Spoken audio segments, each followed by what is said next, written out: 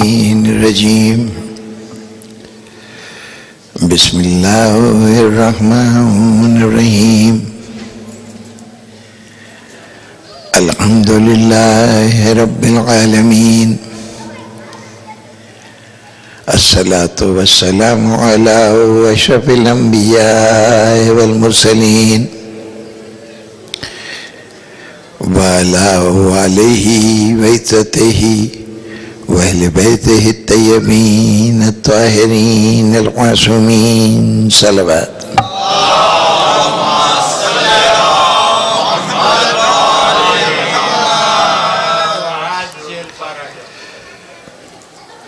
غالب نے کہا تھا کہ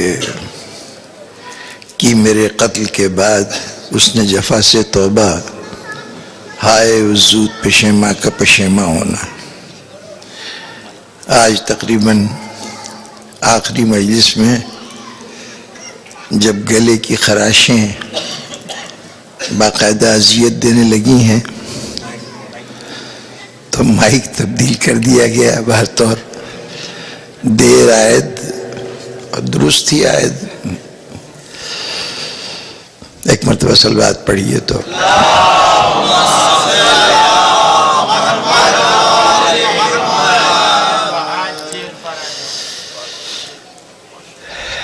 اب آج کی گفتگو اس سلسلے سے مربوط کرنا کہ جو ایام اعزاء میں جاری تھا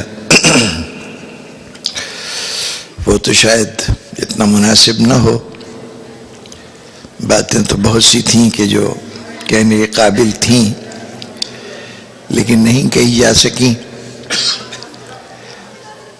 آج یوں کہیے کہ ایک نئے حوالے سے اسی گفتگو کی ایک ضمنی بات، ایک معجزہ زیر بحث لانا چاہتا ہوں۔ میری خطابت میں شاید محسوس کیا ہو کہ میں معجزات، کرامتوں وغیرہ کا ذکر کم سے کم کرتا ہوں، لیکن وہ معجزے، وہ کرامتیں جو لوگ عقیدت کے ساتھ اپنی پسندیدہ شخصیتوں سے منسوب کرتے ہیں، مجھے بحث نہیں کہ وہ معجزات سچ ہیں یا جھوٹ ہیں، یہ طے ہے کہ وہ معجزات محتاج ہیں کہ ان پر ایمان لائیے تو معجزہ ہیں، ورنہ قصہ کہانی ہے۔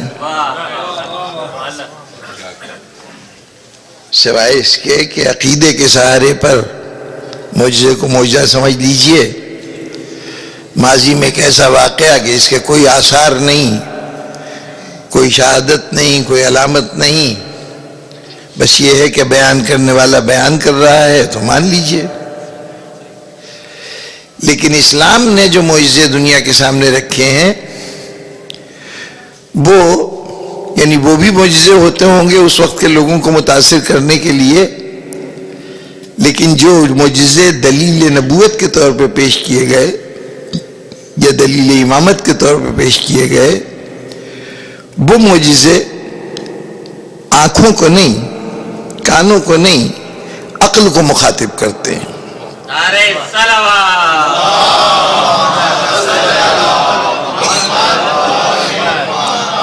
اور وہ آج بھی موجود ہیں اور چیلنج کی حیثیت سے موجود ہیں۔ قرآن مجید اگر معجزہ تھا تو کل بھی تھا، آج بھی ہے، اور عقل انسانی کے سامنے بطور ایک چیلنج کے موجود ہے کہ اگر ہو سکے تو اس کا جواب لاؤ۔ جب جناب رسالت مآب صلی اللہ علیہ وآلہ وسلم سے کہا گیا تھا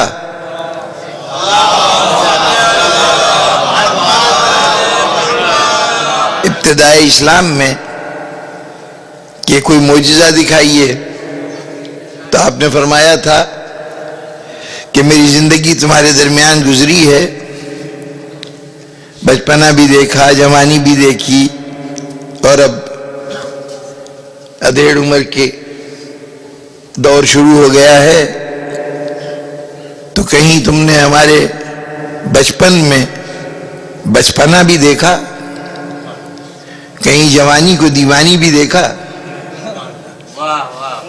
تم میں رہ کر بھی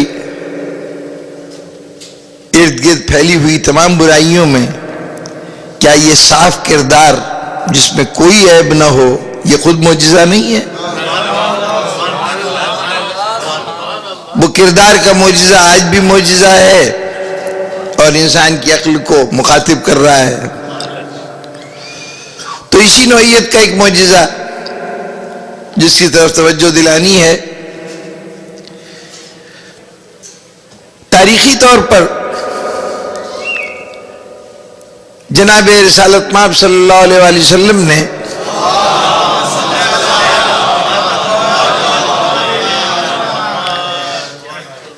جناب امیر علیہ السلام کی تعریف کے لیے ان کے فضائل کے طور پر ان کا تعارف کراتے ہوئے بہت سی باتیں دوران حیات ارشاد فرمائیں، لیکن جو حضور کے ان اقوال کو جمع نہ کر سکے کہ جن کا تعلق ان کی روزمرہ کی زندگی سے تھا، تو ان اقوال کو کیوں جمع کرتے جو علی بن ابی طالب کو سیاسی حیثیت کو ان کے قائد کے طور پر پیش کرتا ہو اور انہیں ان کے اس منصب و مقام سے محروم کر رہا ہو کہ جس کے اوپر وہ قابض ہیں۔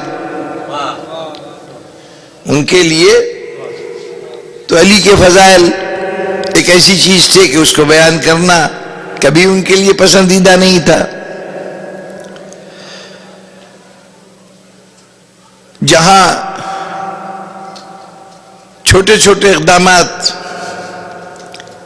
خم غدیر میں جناب رسالت مآب صلی اللہ علیہ وآلہ وسلم نے جو اذان دلوائی، جاتے ہوئے مجمع کو بلانے کے لیے جو رہ گئے تھے ان کو اطلاع دینے کے لیے کہ رسول تمہارا انتظار کر رہے ہیں، جلدی پہنچو، اور جو وہاں سے آگے بڑھ چکے تھے ان کو متوجہ کرنے کے لیے کہ واپس آ جاؤ،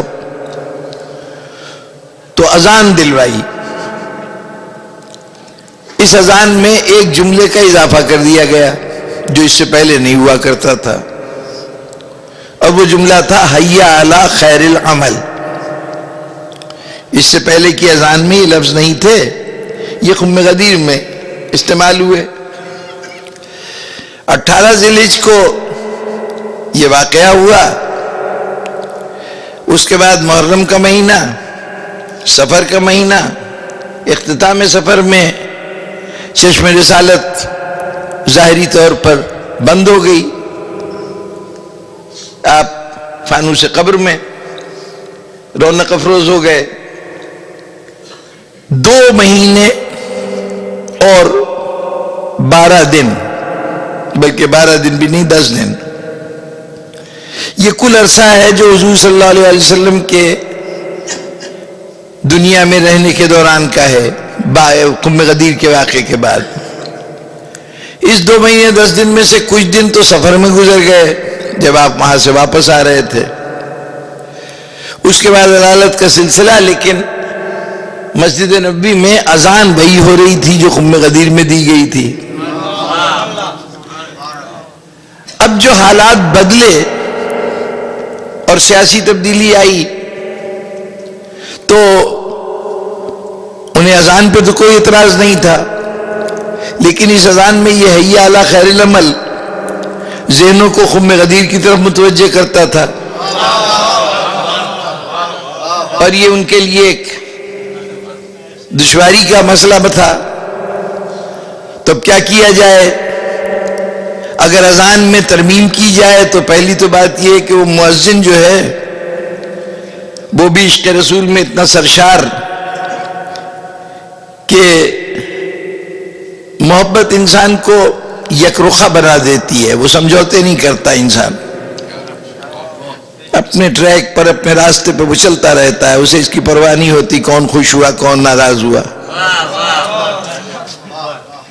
اب بلال میں بظاہر لچک نہیں تھی کہ وہ حکومت کے اشارے کو قبول کر لیتے اور اذان تبدیل کر دیتے، اور دوسرے اگر بلال اذان تبدیل کرنے کے لیے کہا جاتا تو ظاہر کچھ تو پس و پیش کرتے، اور وہ پس و پیش لوگوں کو اور زیادہ متوجہ کر دیتی کہ کل تک اذان میں تو بلال یہ کہتے تھے، اب کیوں انہوں نے یہ چھوڑ دیا؟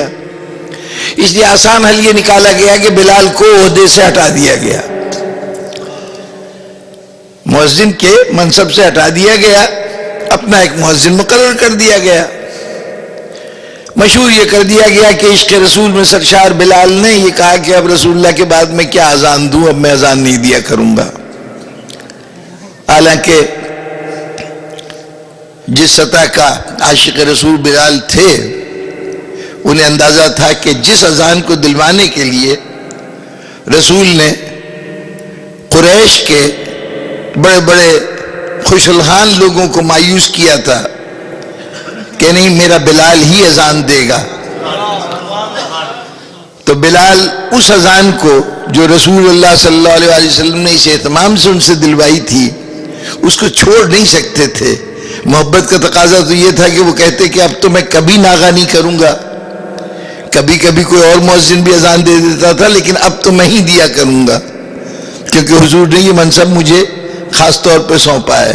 لیکن دنیا نے یہ کہا کہ حضرت بلال جو ہیں وہ محبت کی وجہ سے انہوں نے اذان دینا بند کر دیا۔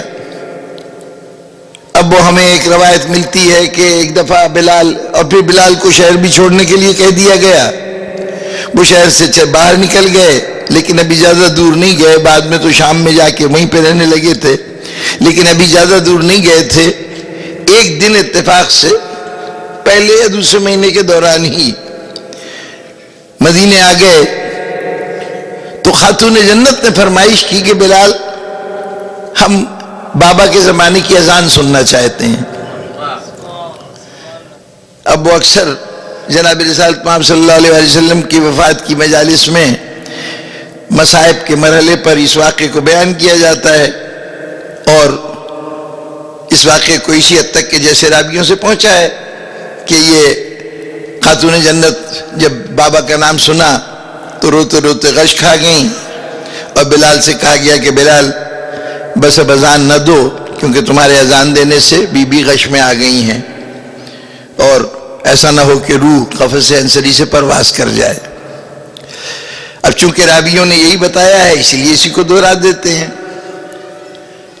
لیکن اگر تھوڑا سا غور کیجئے تو شاید یہ واقعہ یوں نہیں ہے، یعنی جو کچھ ظاہری طور پر ہوا یوں ہی ہوا کہ کسی نے آ کے کہا کہ شہزادی بے ہوش ہو گئی ہیں اور بس اب اذان بند کر دو۔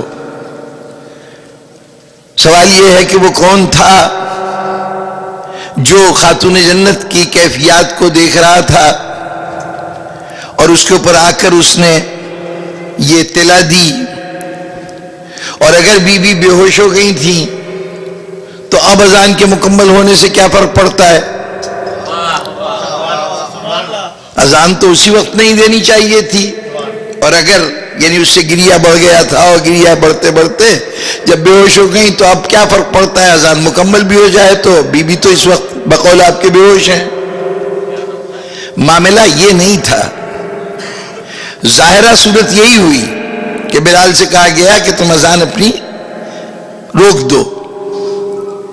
صورت احوال یہ ہے کہ بلال گلدستہ اذان میں گئے۔ اب جس نے فرمائش کی ہے اذان دلوانے کی وہ یوں ہی شوقیہ نہیں ہے، بابا کے یاد کرنے کے اور بہت سے حوالے ہیں، ایک اذان ہی کافی نہیں تھی۔ اسی گھر میں ہے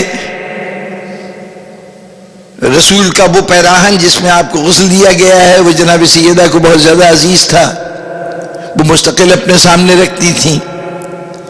گھر میں رسول کی خوشبو بسی ہوئی ہے، اس میں بلال کی اذان سے اتنا زیادہ فرق نہ پڑتا، لیکن سیدہ اہل سیاست کی کارفرمائیاں دیکھ رہی تھی کہ یہ اذان اس لیے روکی گئی ہے کہ اس میں وہ جملہ نہ آئے جس سے خم غدیر کی یاد آتی ہے۔ تو اب خاتون جنت نے بظاہر بے عذر سی بات کہی کہ میں اپنے بابا کے زمانے کی اذان سننا چاہتی ہوں، بلال آئے ہیں ان سے کہو کہ اذان دیں۔ اب جو بھی سنے گا وہ کہے گا کہ شہزادی کی فرمائش بڑی حق بجانب ہے، بیٹی کی تمنا ہے کہ بابا کے زمانے کی اذان سنیں، اس میں کیا بری بات ہے؟ چنانچہ اہل سیاست کے لیے اذان دلوانا بڑا مشکل تھا، لیکن بی بی کی اس فرمائش میں اتنی سادہ فرمائش تھی کہ اس کو رد نہیں کیا جا سکتا تھا۔ چنانچہ وہ تو گلدستہ اذان پہ چڑھے اور یہاں ذہن کے تمام دروازے کھول کر یہ غور کیا جانے لگا کہ اب اس مسئلے کا حل کیا ہے۔ جیسے جیسے اذان آگے بڑھتی جا رہی ہے، دل کی دھڑکن بھی بڑھتی جا رہی ہے کہ بس ابھی وہ وقت آئے گا کہ یہ کہیں گے حی علی الفلاح، کہتے ہی حی علی خیر العمل، اور لوگ چونکیں گے کیونکہ 1.5 مہینے سے وہ یہ جملہ نہیں سن رہے تھے۔ اب جو بلال کے منہ سے سنیں گے تو پھر سارا منظر پھر نگاہوں کے سامنے آ جائے گا خم غدیر کا۔ چنانچہ اس صورتحال کا مقابلہ کرنے کے لیے شاطر ذہن نے یہ سوچا کہ بجائے اس کے کہ ان کو اذان سے یوں روکا جائے، فوراً کہا گیا کہ وہ بی غش کھا چکی ہیں، بس اس سے آگے اذان نہ دینا، اور اس طرح اذان روک دی گئی۔ تو اب ایک جملہ جو غدیر کی طرف متوجہ کرتا تھا اس کو روکنے کے لیے اتنے جتن کیے گئے، تو جو فضائل امیر المومنین کی اتنی بہت سی روایتیں ہوں گی اس کو کوئی بیٹھ کے وہاں بیان کرے گا؟ جہاں قول رسول کو چھپانے کی کوششیں ہو رہی ہوں، تعلیمات رسول کو چھپانے کی کوشش ہو رہی ہوں، وہاں یہ تو وہ بیانات تھے کہ جو سیاسی نقصان کے باعث بھی ہو سکتے تھے۔ اس لیے کسی حکومت کو دلچسپی نہیں، اگر دلچسپی تھی تو اس بات سے کہ علی کے فضائل لوگوں تک نہ پہنچے، اور پھر زمانہ بھی اقتدار کا ساتھ دیتا ہے، سلطنت کسی کی ہے، حکومت کسی کی ہے، تو کس کو پڑی ہے کہ ان کو ناراض کر کے، حکمرانوں کو ناراض کر کے علی کے فضائل کی حدیث بیان کرے۔ چنانچہ رفتہ رفتہ اب علی کا ذکر نکلنا شروع ہو گیا، اسلام کے ہر باب سے علی کا ذکر نہیں ہوگا۔ اور اس کے بعد 47 ہجری میں جب شام کی حکومت جو ہے، معاویہ کی حکومت، وہ پورے اس وقت کی مسلم دنیا کے اوپر وہ حکومت نافذ ہو گئی، تو اس وقت یعنی یہ غور فرمائیے کہ ابھی جناب امیر علیہ السلام موجود تھے، اس کے بعد امام حسن علیہ السلام کے 6 مہینے، اس 6 مہینے میں بھی شام کی حکومت کا معمول یہ تھا کہ اپنے جو حدود مملکت تھی، یعنی شام کا علاقہ اور اس کے گرد و نواح کے جتنی بھی جگہ تھی، وہاں پر جناب امیر علیہ السلام کا تعارف جو تھا وہ کریکٹر اسیسینیشن کی ایک ایسی مثال تھی کہ کسی کو معلوم ہی نہیں تھا کہ علی کیا ہیں۔ اندازہ لگائیے کہ 47 ہجری میں علی شہید ہوئے، اور اس وقت کا ایک واقعہ تاریخ نے درج کیا کہ جب یہ خبر شام میں پہنچی کہ علی ابن ابی طالب مسجد کے اندر شہید ہو گئے، تو ایک بوڑھا آدمی وہ کہنے لگا کہ یہ جھوٹی خبر ہے۔ کہا بھئی کیسے کہہ رہے جھوٹی خبر ہے؟ کہا علی کا مسجد سے کیا تعلق؟ جو مسجد میں شہید کہہ رہے ہو تو علی کا مسجد سے کیا تعلق؟ اس کا نماز روزے سے کیا تعلق؟ یہ تاثر ہے وہاں کے لوگوں کا۔ مرج صاحب کتاب ہے، مسعودی بہت بڑا مصنف ہے، اس نے روایت بیان کی کہ صورت احوال یہ تھی، کردار کیسے بگاڑا جا رہا ہے علی ابن ابی طالب کا، کہ کسی گاؤں میں سرکاری سپاہی پہنچے، 5 10 15 سپاہی، وہاں دیکھا کہ کوئی بچہ بکری کے بچے سے کھیل رہا ہے۔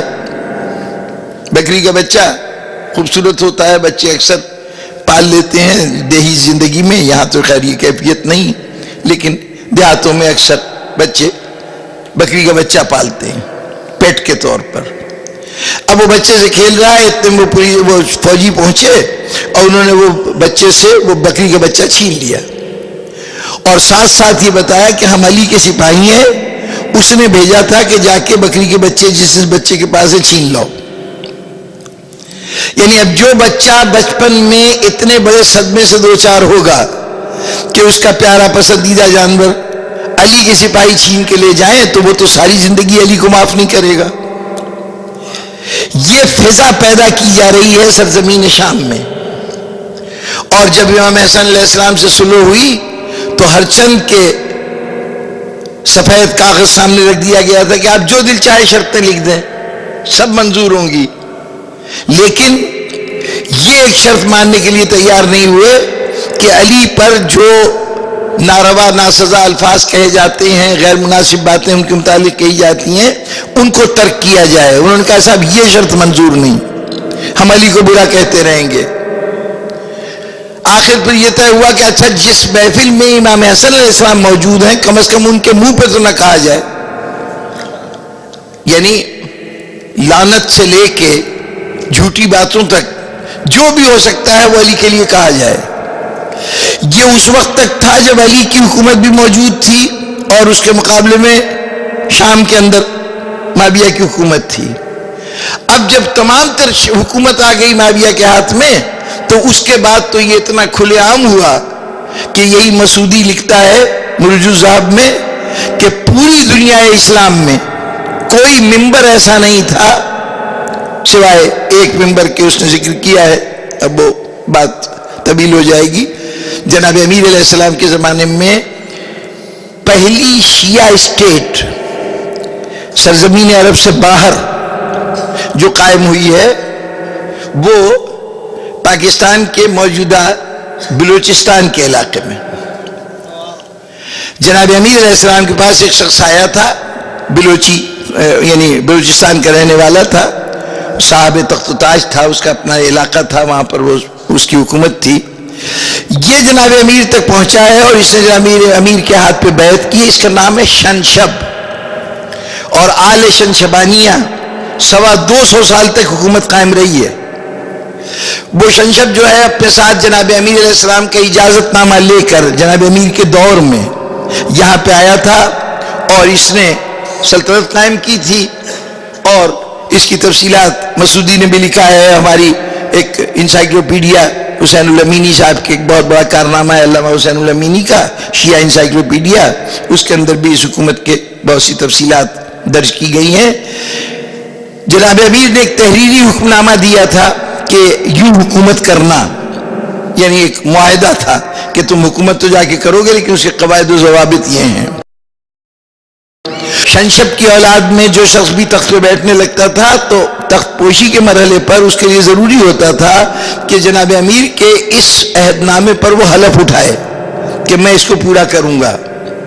بنو عباس کا دور حکومت رہا ہے اور اس زمانے کے اندر یہ لوگ اسی طرح سے اپنے مسلک پہ قائم رہے. تو مسعودی لکھتا ہے کہ بنو امیہ کے دور میں سوائے ایک شنشب کی حکومت کے باقی دنیا اسلام میں کوئی جگہ ایسی نہیں تھی جس کے ممبر سے علی کو برا بھلا نہ کہا جاتا ہو. ناروا الفاظ، گالیاں، سب و شتم جو ہے وہ صرف لعنت بھیجنے کی بات نہیں ہے، باقاعدہ گالیاں دی جاتی تھیں اور یہ گالیاں شرعی فریضہ تھیں. 70,000 ممبر جن کے اوپر سے یہ واحد میڈیا تھا اس وقت میڈیم اتنی شکلوں میں نہیں تھا جتنا آج کے زمانے میں ہے. اس وقت تو ایک ہی میڈیم تھا. اس کے اوپر مستقل طور پر علی ابن ابی طالب کو ہر نماز جمعہ سے پہلے جو خطبہ دیا جاتا تھا، تو جیسے خطبے میں درود سلام پڑھے جاتے ہیں نا، وہ درود سلام کے ساتھ ساتھ علی ابن ابی طالب کے لیے انتہائی نازیبہ الفاظ کا استعمال لازمی ہوا کرتا تھا. اور اگر کبھی کوئی خطیب بھول جاتا تھا یا چھوڑ دیتا تھا تو فوراً مجمع کہتا تھا کہ تم سنت ترک کر رہے ہو، یعنی علی کو برا کہنا سنت سمجھا جانے لگا. سن 40 ہجری تک تو جو کیفیت تھی وہ علی کے دور میں تھی. اس کے بعد کی صورتحال یہ کہ 40 سے لے کے 132 ہجرہ تک بنو امیہ کی حکومت رہی، یعنی 92 ایئرز کی حکومت ہے جناب امیر کے بعد. اور یہاں پر کوئی مقابلے میں ان کے حکومت نہیں ہے، سلطنت نہیں ہے، وہی پورے دنیا اسلام کے حکمران ہیں. اور اس کے تمام ممبر علی کے لیے الفاظ استعمال کر رہے ہیں. اگر صرف 90 سال کا یہ پیریڈ لیا جائے تو اس میں کم از کم 3 نسلیں پیدا ہو کے اپنا دور حیات پورا کر چکی ہیں. عام طور پر 100 سال میں 4 نسلیں انسان کی آگے بڑھ جاتی ہیں، لیکن ہم مزید احتیاط کرتے ہوئے ہم کہتے ہیں 3 نسلیں. 3 نسلیں پروان چڑھ گئیں جو اس علی کو نہیں جانتے جس کا تعارف رسول نے کرایا ہے، صرف اس علی کو جانتے ہیں جس کا تذکرہ بنو امیہ نے کیا ہے. کردار کشی کے ساتھ دنیا جہان کا جھوٹ بولا گیا. امام زین العابدین اسلام کے زمانے میں امام کے ایک صحابی بھی ہیں اور ویسے بھی ان کا مقام بہت بلند ہے، امام جعفر صادق علیہ السلام کے نانا بھی ہیں.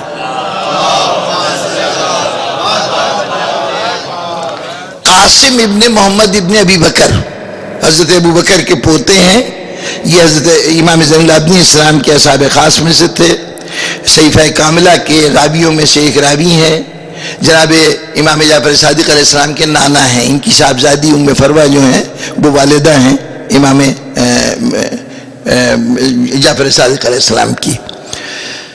تو یہ بہت بڑے فقیہ تھے، اپنے زمانے کے علماء میں ان کا شمار ہوتا تھا. بلکہ استاد ابو زہرا نے امام جعفر صادق علیہ السلام کے حالات میں لکھا کہ انہوں نے جن جن لوگوں سے علم حاصل کیا، ابو زہرا کا خیال ہے کہ ان میں جناب قاسم بھی شامل تھے، کہ ان سے امام نے علم حاصل کیا. برطور اس کی قیاس آرائی ہے، لیکن اس سے اندازہ لگا لیجیے کہ ان کا مقام کتنا بڑا تھا. وہ مسجد نبوی میں بیٹھے ہوئے ہیں اور ان کے ساتھ مدینے کے اور کچھ علماء بیٹھے ہوئے ہیں، کچھ اور فقہا ان کی جماعت بیٹھی ہوئی ہے. ایک شامی آیا شام سے، وہاں پر یوں سمجھیے کہ شاید حج کرنے آیا تھا، حج کر کے مدینے کی زیارت کے لیے آیا، تو اب روضہ رسول کی طرف جا رہا ہے مسجد کے صحن سے گزرتا ہوا، اور مستقل زبان پر جیسے ورد ہوتا ہے، کوئی وظیفہ ہوتا ہے، وہ جناب امیر علیہ السلام کی شان میں مسلسل گستاخیاں کرتا چلا جا رہا ہے، انتہائی نازیبا لفظ استعمال کرتے ہوئے. تو اس کے اوپر یہ جو لوگ بیٹھے ہوئے تھے انہوں نے کہا کہ اس کو بلاتے ہیں، پوچھتے ہیں کہ یہ جانتا بھی ہے یہ کس کی شان میں کیا کہہ رہا ہے، کیا اس کو بالکل نہیں اندازہ کہ علی کیا چیز ہے. اسے بلایا کہ بھائی یہ تم جو کچھ پڑھ رہے ہو جانتے ہو یہ کس کے متعلق ہے؟ کہا علی کے متعلق ہے، یہ جو وظیفہ پڑھ رہا تھا وہ. تو کہا تو تم علی کو جانتے ہو؟ کہا جانتا ہو. کیا جانتے ہو؟ حجاز کے ڈاکوؤں میں سے ایک ڈاکو تھا. اندازہ لگائیے کہ ایک نسل نہیں، 2 نسلیں نہیں، 3 نسلیں گزر گئی ہیں جو علی کو جانتی ہیں. تو ڈاکو کے طور پر، مجرم کے طور پر، بچوں کی خوشیوں کو چھیننے والا، مسجد سے تعلق نہ رکھنے والا، پیشے کے اعتبار سے ڈاکو، یہ تعارف ہے. اور اس کی تردید میں کوئی جوابی کارروائی نہیں ہے. حکومت اپنے پورے ذرائع استعمال کر رہی ہے اس پراپوگنڈے کو عام کرنے میں. 132 ہجری میں تختہ الٹا گیا، بنو امیہ ختم ہوئے، بنو عباس آئے. یہ بنو عباس ان کا بنیادی اسٹینڈ یہ تھا کہ حکومت کا حق جو ہے وہ اہل بیت کا ہے. اب جب اقتدار پہ خود قبضہ کر لیا تو اب کیا کریں؟ تو انہوں نے سب سے بڑی کوشش یہ کی کہ اصل اہل بیت کو پس منظر میں ڈال دو اور کہہ دو جی ہم بھی تو اہل بیت ہیں، ہم بھی تو رسول کے گھرانے سے، چونکہ حضرت عباس چچا تھے حضور کے. عباس ابن عبد المطلب، عباس علمدار جو ہیں یہ دوسری شخصیت ہیں، کربلا والے عباس. یہ جن عباس کا تذکرہ ہے یہ حضور کے چچا ہیں، بڑی محترم شخصیت ہیں. بلکہ اگر بچوں کے کان میں یہ بات پڑی رہے، یہ عباس جو ہیں عباس ابن عبد المطلب، یہ ہمارے والے کربلا کے عباس کے فادر اللہ ہیں، تیسری پشت کے اعتبار سے. یعنی حضرت عباس کے صاحبزادے تھے قسم ابن عباس، عبداللہ ابن عباس، عبید اللہ ابن عباس، قسم ابن عباس، یہ سب حضرت عباس ابن عبد المطلب کے بیٹے ہیں. قسم کی بیٹی تھی لبابہ، جن کا عقد ہوا ہے حضرت عباس علمدار کے ساتھ. تو گویا یہ جو نام رکھا گیا تھا ان کا عباس، شاید اس میں پیش نظر خاندان کا یہ نام موجود ہو، اس حوالے سے رکھا گیا ہو، اور بھی بہت سی وجوہات ہو سکتی ہیں. قرآن مجید میں یہ لفظ جو ہے وہ ایک جگہ ہی آیا ہے سورہ دہر میں، جہاں قیامت کے لیے ایک ترکیب استعمال کی گئی، ابوسن قمطریرا، جس دن چہرے ہولناک ہو جائیں گے، قیامت کی دہشت سے چہرے بگڑ جائیں گے۔ ابوس کہتے ہیں ہیبت ناک چہروں کا والے کو، اسی سے لفظ بنا عباس اور اسی سے بنا آبس۔ آبس اور عباس شیر کے لیے استعمال ہوتا ہے، آبس کا مطلب ہے شیر اور عباس کا مطلب ہے شیر ببر، یعنی جو صحیح معنوں میں، اب میں نہیں جانتا کہ اس کے لیے بہتر لفظ، وہ لائن جو کنگ کہلاتا ہے نا، جنگل کا بادشاہ، اس کو عباس کہا جاتا ہے۔ تو یہ سپرلیٹو ڈگری ہے۔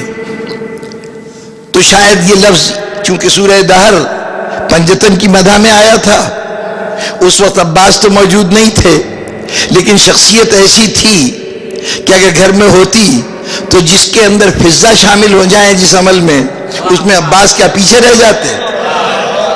تو قدرت نے یہ اہتمام کیا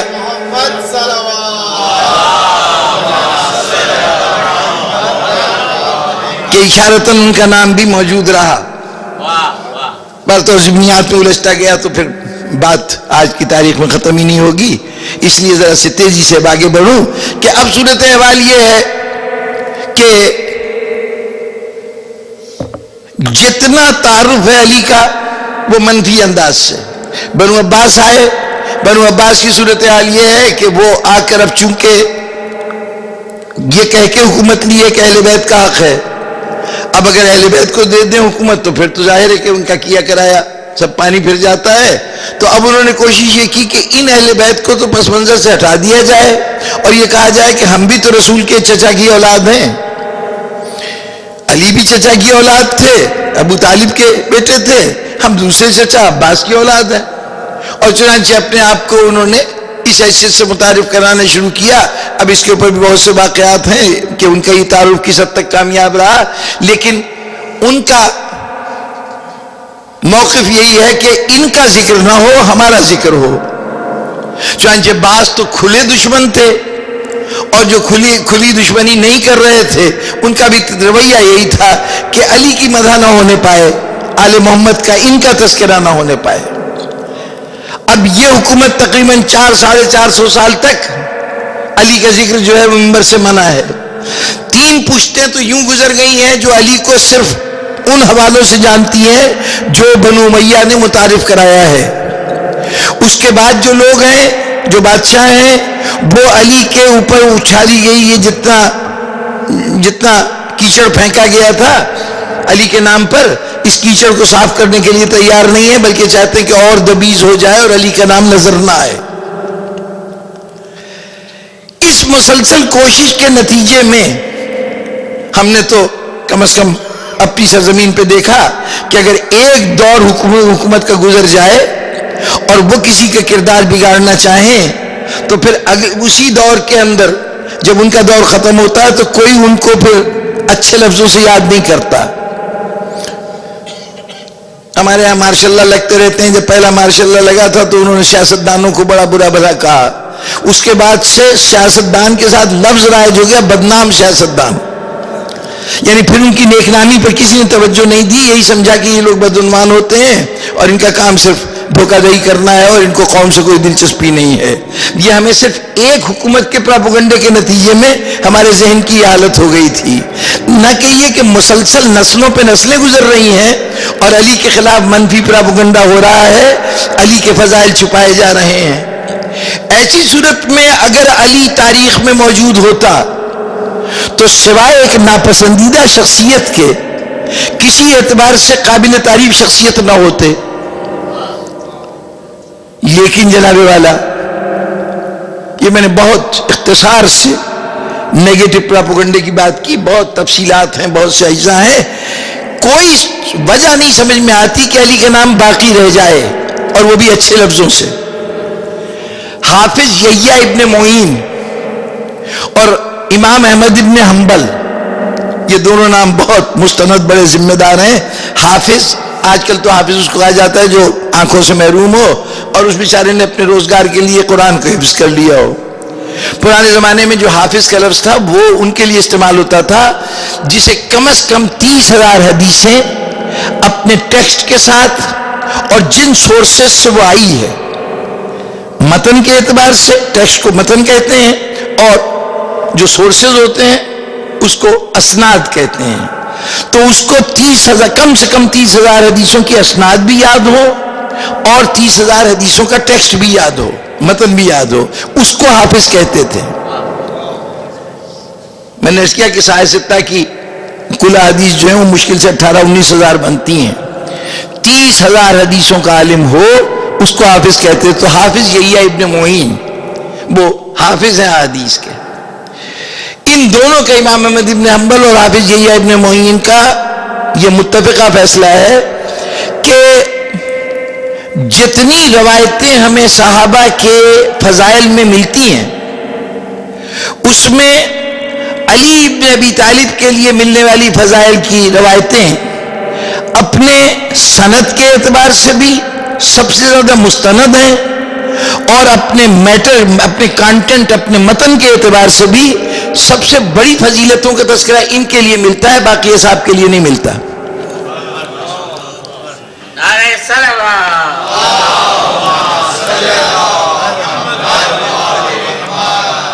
علی کی کردار کشی ہوتی رہی، علی کے فضائل جو ہیں وہ دوسرے اصحاب میں تقسیم کیے جاتے رہے، جتنے فضیلت کی حدیثیں تھیں ان کو دوسروں کے نام منسوب کیا جاتا رہا، جو آپ کی زندگی کے بڑے بڑے واقعات تھے وہ بھی دوسروں کے نام کے ساتھ لگا دیے گئے.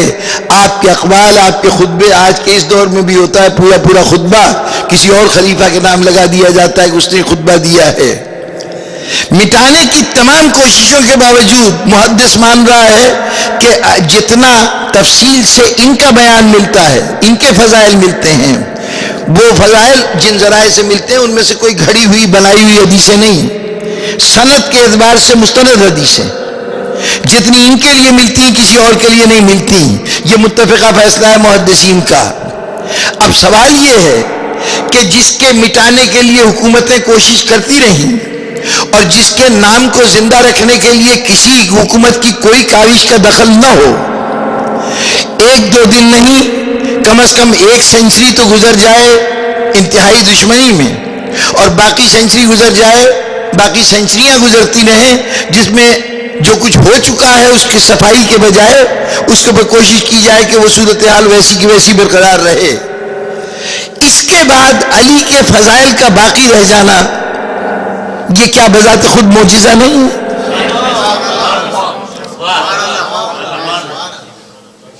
یہ باقی رہنا بھی کیسا عجیب و غریب باقی ہے. دیکھیے لوگوں نے اپنے کو زندہ رکھنے کے لیے کوشش کی کہ ایسی نمایاں جگہ قبریں بنواؤ فرمائش کر کے کہ جہاں کوئی مسلمان نظر انداز نہ کرے. اور علی یہ دنیا سے وصیت کر کے جا رہے ہیں کہ میری قبر کا نشان صرف گھر کے افراد جائیں دفن کرنے کے لیے. 2-4 احباب اور مشکل سے 8 آدمی تھے جو علی کے جنازہ لے کے گئے اور کہا کہ میرے قبر کا نشان مٹا دینا. مدتوں پردہ پڑا رہا کہ علی کہاں مدفون ہیں. بعد میں ائمہ نے بتایا کہ نجف اشرف میں جو جگہ ہے وہاں پہ موجودہ جو مقام ہے اس کا پتہ بعد میں پتہ چلا ہے، اس وقت نہیں پتہ ہے. جناب امیر نے تو اپنے طور پہ چھپا دیا تھا. چھپانے کے باوجود کیفیت یہ ہے کہ وہ جو اپنے مزار بنوا کے جاتے رہے اپنے نام کا کر گئے، ان کا تو کوئی نام لیوا کوئی فاتحہ بھی نہیں پڑھتا، اس لیے کہ جس جگہ پہ ہیں وہاں پہ اتنی بڑی شخصیت ہے کہ ایسی چھوٹی چھوٹی چیزوں کی طرف دھیان دینے کا موقع ہی نہیں ملتا. ظاہر بارگاہ رسالت میں جا کے کوئی حضور کے لیے جو درخواست کرنی ہے ان سے کرے گا، دائیں بائیں تھوڑی دیکھے گا، گستاخی ہوگی. اپنے طور پہ تو انہوں نے اہتمام کر لیا اور اس کے بعد پھر قانونی مسئلے بھی چھوڑ دیے اپنے پیچھے کہ وہ قرآن نے کہہ دیا تھا کہ رسول کے گھر میں بلا اجازت داخل نہ ہو. اب جب تک یہ اجازت نامہ نہ دکھائیں رسول کے گھر میں بلا اجازت داخل نہ ہو، خاص طور پر یوں تو کسی کے گھر میں داخل نہ ہو، یہ نہیں کہ ہر مومن کے گھر میں جا سکتے ہیں، نہیں، وہ مومنوں کے لیے آیت الگ ہے، لیکن رسول کے لیے خاص طور پہ کہا گیا کہ یہاں بغیر اجازت کے کوئی داخل نہیں ہو سکتا۔ اچھا، اب یہ گھر اگر رسول جا کے قبرستان میں دفن ہوتے تو جس کا دل چاہتا دائیں بائیں ہو جاتا، وہ گھر کے اندر اپنے حجرے میں دفن ہوئے ہیں۔ اور دلچسپ بات یہ ہے کہ حجروں میں بھی، تمام حجروں میں صورت احوال یہ تھی کہ تمام حجرے ایک نہ ایک زوجہ کے نام تھے، یہ فلاں بیوی کا، یہ فلاں بیوی کا، فلاں بیوی کا ہے۔ حضور کا اپنا ایک مردانہ گھر تھا جس میں حضور قیام فرماتے تھے، صحابہ اکرام وہیں پہ آ کے ملتے تھے، باہر سے کوئی وفد آتا تھا تو وہاں آ کے ملتا تھا۔ ممبر سے قریب ترین جو جگہ تھی جہاں اس وقت روضہ مبارک ہے، حضور نے کو اس کمرے میں دفن کیا گیا جو خالصتاً حضور کا تھا۔ کوئی بیوی نہیں کہہ سکتی کہ جی میرے حجرے میں دفن ہوئے۔ اب اگر کوئی بیوی اپنی حجرے کی دیوار توڑ کے اس جگہ کو اپنے اندر شامل کر لے حکومت کے زیر اثر، تو وہ اس کی اپنا عمل ہے، لیکن رسول کا وہ کمرہ خالص رسول کا تھا اور اس میں بغیر اجازت کے کوئی داخل نہیں ہو سکتا۔ اب کوئی کہے کہ جناب وہ انہوں نے تو اجازت لے لی تھی ام المومنین سے، یہ باقاعدہ تاریخ میں ہے۔ پہلی خلافت میں بھی کہا گیا کہ جی بیٹی سے ذرا پوچھ لینا کہ وہاں دفن ہو جاؤں، اور دوسری خلافت نے بھی درخواست بھیجی تو اس کے اوپر ام المومنین نے کہا تھا کہ میں نے تو وہ جگہ اپنے لیے رکھی تھی، چلیے آپ کے لیے ہم دیے دیتے ہیں۔ تو دونوں نے حضرت عائشہ سے پوچھ کے وہاں پر یہ دفن ہوئے ہیں۔ بڑی اچھی بات ہے، ظاہر رسول کا گھر تھا، کسی سے تو پوچھنا چاہیے تھا۔ لیکن اس سے پہلے جس بیٹی سے پوچھا جا رہا ہے اس کے والد گرامی رسول کی بیٹی سے یہ کہہ چکے ہیں کہ رسول یہ کہہ گئے تھے کہ ہم انبیاء نہ کسی کے وارث ہوتے ہیں نہ ہمارا کوئی وارث ہوتا ہے۔ بیٹی کو تو جائیداد نہ ملے رسول کی چھوڑی ہوئی، بیوی کو جائیداد مل جائے، دورے میں آ رہے ہیں نا۔ تو بہرطور وہاں تو ذات رسالت کی موجودگی میں کوئی توجہ دے ہی نہیں سکتا، اگر توجہ دے گا تو گستاخی کرے گا حضور کی شان میں۔ بزرگ جہاں بیٹھا ہو وہاں پر اس کے ارد گرد جتنے بھی لوگ بیٹھے ہوں، اگر کوئی باہر سے آدمی آئے گا تو اس بزرگ کو سلام کرے گا، اگر وہ چھوٹوں کو سلام کرتا ہے تو یہ بزرگ کی توہین سمجھی جائے گی۔ یہ آداب ہے معاشرے کے۔ تو وہاں پر رسول تشریف فرما ہے تو کسی اور کی طرف توجہ کیسے جائے گی؟ علی جس نے اپنا نشان مٹا دیا تھا، کم از کم دو مزار تو ہم سب جانتے ہیں، ایک نجف اشرف میں ہے اور ایک افغانستان میں مزار شریف میں ہے۔ وہ کہتے ہیں نہیں علی ہمارے یہاں دفن ہے۔ اور ان دو مقامات کے علاوہ کتنی جگہ ہیں، قدم شریف وہ صاحب وہ حیدرآباد میں بھی ہے، وہ ہندوستان میں بھی ہے، ایک دو مقامات وہاں کے حیدرآباد میں بھی ایک قدم مولا ایک جگہ بنی ہوئی ہے کہ حضور کے قدموں کے نشانات ہیں۔ بہت سی جگہیں ہیں جہاں پر اس قسم کی روایتیں کہ یہاں مولا علی تشریف لائے تھے، معجزے کے طور پہ آئے تھے۔ دنیا میں نہ معلوم کتنے مقامات ہیں جو علی کی یاد کے طور پر بنے ہوئے کہ یہاں علی نے کچھ کیا تھا یا نہیں، اس سے بحث نہیں ہے، تاریخ اپنے طور پر فیصلہ کرتی رہے، عقیدت مندوں نے کیا ہوگا، لیکن یہ جگہ بتا رہی ہیں کہ علی سے نسبت رکھنے والے مقامات ہیں۔ سرزمین مسقط عمان، یہ دنیا کی گنتی کے چند ان ملکوں میں ہے جہاں پر آج بھی وہ خارجی رہتے ہیں جو جنگ نہروان میں 9 آدمی بچے تھے، اس میں سے 2 آدمی بھاگ کے یہاں پہ آئے تھے، اور جناب امیر علیہ السلام نے اس وقت کہا تھا جب عبداللہ ابن عباس نے کہا کہ اب تو خارجی ختم ہو گئے، تو آپ نے فرمایا تھا نہیں یہ ختم نہیں ہوئے، یہ بار بار سر اٹھائیں گے، بار بار مار کھائیں گے، اور آخر کار یہ فاسق و فاجر افراد کی زندگی بسر کرنے پہ مجبور ہو جائیں گے۔ اب وہ فسق و فجور کی کیا کیفیت ہے وہ تو بیان کرنے کا وقت نہیں ہے، بہرطور وہاں پر خارجیوں کی حکومت ہے آج بھی۔ عبادی مسلک کہلاتا ہے، ایک عباد ابن عبداللہ ایک شخصیت تھے، ان کے اندر ہی ہوئے تو وہ ان کے پیرو ہونے کی حیثیت سے یہ عبادی اپنے کو کہتے ہیں۔ خارجی تو ظاہر ہے کہ دوسروں نے نام رکھا ہے نا، وہ اپنا نام تو خارجی نہیں رکھ سکتے تھے۔ تو یہ خارجیوں کی حکومت ہے۔ خارجیوں کے عقائد میں سب سے بڑی بات یہ ہے کہ مولا کائنات جو ہیں انہوں نے صفین میں جو حکمین مقرر کیے تھے، تو حکمین مقرر کر کے اللہ کے بجائے انسان کو حکم ثالث آربیٹریٹر مان کر علی ابن ابی طالب نے کفر کیا ہے اور اس کفر کے نتیجے میں نعوذ باللہ وہ دائرہ اسلام سے خارج ہو گئے ہیں، تو جب تک توبہ کر کے دوبارہ اسلام نہ لائیں اس وقت تک ان کی حیثیت نعوذ باللہ مرتد کسی ہے۔ جو علی کے ایمان کا قائل نہیں تو بظاہر ہے وہاں علی کا کیا ہونا چاہیے؟ کچھ بھی نہیں ہونا چاہیے۔ اچھا اتفاق سے علاقہ ایسا ہے کہ جہاں پر کسی کے کوئی آثار نہیں ہے، کوئی بزرگ، کوئی صحابی، کوئی کچھ نہیں ہے، سلالہ کا ایک شہر ہے، وہاں پر تو کوئی تھوڑا بہت حضرت ایوب سے متعلق کچھ چیزیں بیان کی جاتی ہیں، لیکن باقی جو مسقط کا علاقہ ہے وہاں پر کوئی کسی قسم کے آثار اسلام کے ابتدائی دور کے نہیں پائے جاتے۔ ان کے عقیدے میں بھی غالباً کسی بزرگ وغیرہ کا تصور نہیں ہے، تو اس اعتبار سے کچھ نہیں ہے۔ لیکن شہر سے مشکل سے کوئی 14 میل کے فاصلے پر ایک جگہ ہے جس کا نام ہے غلہ۔ اگر آپ مسقط سے ان کے ایئرپورٹ ہے سیب اس کا نام ہے، تو 50 میل کے فاصلے 50 کلومیٹر کے فاصلے پہ ہے سیب۔ تو جب سیب کی طرف جانے لگیے تو کوئی 14 میل کا فاصلہ طے کیجئے تو غلہ کے بورڈ نظر آئے گا، بائیں طرف آپ کو وہ غلہ کا علاقہ ملے گا۔ وہ غلہ ایک پہاڑی کا نام ہے، اس پہاڑی کے جڑوں سے، یعنی زمین میں ایک ابھرا ہوا پہاڑ ہے اکیلا کھڑا ہوا ہے، اس پہاڑ کی تہ میں سے کئی چشمے نکلتے ہیں تھوڑے تھوڑے فاصلے پر، اور یہ بڑی عجیب بات ہے کہ ہر چشمے کا پانی ایک مختلف کیفیت رکھتا ہے، کہیں سے گرم پانی نکل رہا ہے، کہیں سے ٹھنڈا پانی نکل رہا ہے، کہیں سے وہ گندھک ملا ہوا پانی نکل رہا ہے، کسی میں تیل کے کچھ اجزاء شامل ہیں، اور اس سارے پانی کی صفت یہ ہے کہ کسی نہ کسی بیماری کا علاج ہے۔ وہ معدے میں خرابی ہو تو یہاں کا یہ پانی پیو، اور اگر جسم میں کوئی پھوڑے پھنسیاں جلد کی بیماری ہے تو پھر اس سے اندر غسل کرو، وہ تمام چاروں طرف کے پانی وہ لیا جاتا ہے۔ اب یہ جو غلہ ہے، یہ پہاڑی، اس پہاڑی کے متعلق روایت ان کی یہ ہے کہ یہاں مولا علی تشریف لائے تھے۔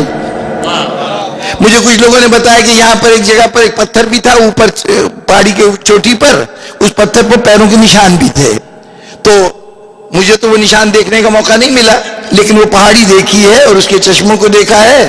کہتے ہیں کہ جی جناب امیر یہاں تشریف لائے تھے، جناب سیدہ بھی ساتھ تھیں، یہاں پر وہ رہتے بھی رہے ہیں، اور انہوں نے یہاں پر تندور بھی لگایا تھا، اس تندور کے آثار بھی موجود ہیں، پہاڑی کے اوپر وہ آثار موجود ہیں، اور یہ جتنے چشمے ہیں یہ ان کی برکتوں سے جاری ہیں۔ اب یہ روایت کس حد تک درست ہے؟ ظاہر ہے جناب امیر کی کوئی ثبوت نہیں ہمارے پاس کہ وہ مسقط کبھی گئے ہوں گے، جو بھی ہے معجزے کے طور پر کوئی تصور ہوگا کہ جناب امیر کا خیال ہوگا یہاں کبھی آئے ہوں گے۔ میں ان پر تو بحث ہی نہیں کرتا کہ یہ واقعہ حقیقت ہے کہ نہیں ہے، یہ نسبت درست ہے کہ نہیں ہے۔ مسئلہ تو یہ ہے کہ جہاں کہیں فیض بخش کوئی چیز نظر آئی،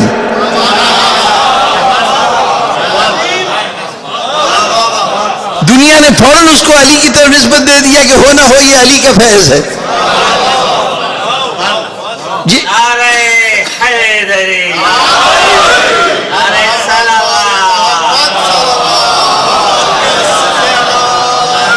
وہ سرزمین کے جہاں محبان علی کا وجود نہیں، شیعت کا گزر نہیں، وہاں پر ایک اس نوعیت کے پہاڑ کا ہونا، اور دبئی کی آپ نے مشہور و معروف بندرگاہ سنی ہے جبل علی، یہ جبل علی کی جو بندرگاہ ہے، فری پورٹ ہے ان کا وہاں تجارت وغیرہ کے لیے، تو وہ جبل علی جو ہے اس کے ساتھ بھی منصوبے کہ یہاں جناب امیر کا کوئی معجزہ ہوا تھا خالصتاً۔ وہ مسلک تو وہی ہو گیا ہے کہ اللہ کے سوا کسی اور کا نام لے لیا تو کفر ہو گیا، شرک ہو گیا، بدعت ہو گئی وغیرہ وغیرہ، ماننے والے ایسے لوگ ہیں، لیکن وہاں پر بھی دشمنوں کے گڑھ میں علی کے نشانات موجود ہیں۔ محبوں کے یہاں ہو تو چلیے سمجھ میں آتا ہے، وہ جگہ جہاں نام نہیں لیا جاتا اور نام لیا جاتا ہے تو کوئی اچھے لفظوں میں نہیں، وہاں پر علی کے نشان موجود ہو تو اب اس کو معجزہ نہ کہیے گا تو اور کیا کہیے گا؟ تو سوال یہ ہے کہ یہ جتنے معجزے ہیں یہ آخر یہ کیسے عجیب و غریب بات ہوئی؟ مٹانے کی تمام کوششوں کے باوجود علی کا ذکر باقی رہے، دشمنوں کے گھروں میں علی کا ذکر موجود ہو۔ دنیا میں اگر کوئی صاحب کام کریں تو ایک ضخیم کتاب لکھ سکتے ہیں کہ علی سے نسبت رکھنے والی کتنی زیارت گاہیں موجود ہیں۔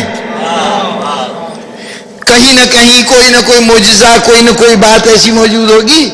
جتنے مسلم علاقے ہیں کہ وہاں پر جناب امیر سے وابستہ کوئی نہ کوئی نسبت رکھتی ہوئی جگہ کوئی چیز میں مل جائے گی.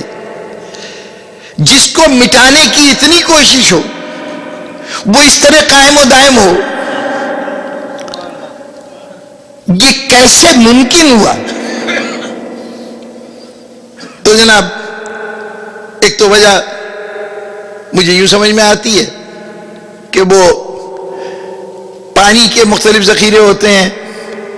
اب آپ لوگوں کے لیے بھی ناپید ہو گئی چیز، خود ہم لوگوں کے لیے بھی اجنبی ہو گئی. پہلے کنویں کھودے جاتے تھے، پانی وہاں سے لیتے تھے.